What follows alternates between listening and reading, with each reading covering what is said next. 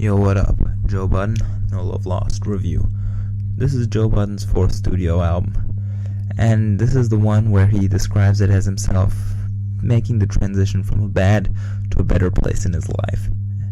And overall, this is an accurate description of the mixtape, but the bigger question is, how does it sound? Would I want to listen to it? And in short, yes, you would. Joe Budden is a lyricist, and he has no problem with getting introspective, and he does it so damn well. If anybody else had so many sung hooks or soft beats, I would definitely hate it, but somehow Joe Budden just pulls it off. He starts off with a couple of strip club type songs, which are a little sellout, but hey, the bars are still there, and he has just some of the best verses you hear on any of this type tracks, and it just sounds so damn real and genuine. NBA is probably the hardest track on the album. Joe outshines Fizz's and French Montana's verses, and they can hardly stay on topic, and Joe's verse is just so damn hard. Joe Budden really doesn't work well with others.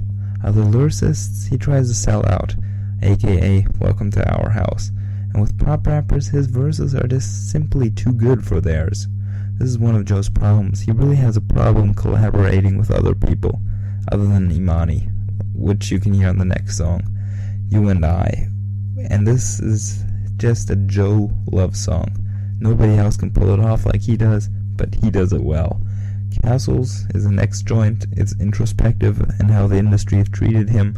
It's a great track. Then he talks about the inner demons he's been fighting, along with the whole Slaughterhouse crew, all in my head, and Skeletons. Though the I need a doctor type hook on Skeletons is a little bit unfortunate. Switch positions and tell him something are love songs just a little too heavy on the R&B and too light on the substance for me to really get behind. Going on, you get Runaway, and here you hear Joe talking about getting over his addictions and finally making it to a better place in his life where he wants to be.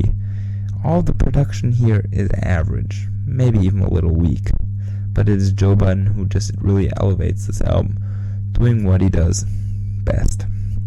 Well, this is an album. That means that you get a couple of more, you could call them sellout, or I would call them popular features, making for a worse overall project.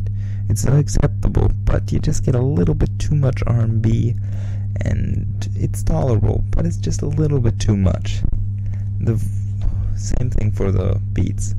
It's not as good as what we got last year with Quarter on the Loose, but it's still Joe Budden, and it's really what Joe Budden does, what makes this great. Joe Budden is something that I wouldn't want anybody else to do, but he pulls it off so damn well. Of a contemporary hip-hop artist, he's one of the greats. 4 out of 5.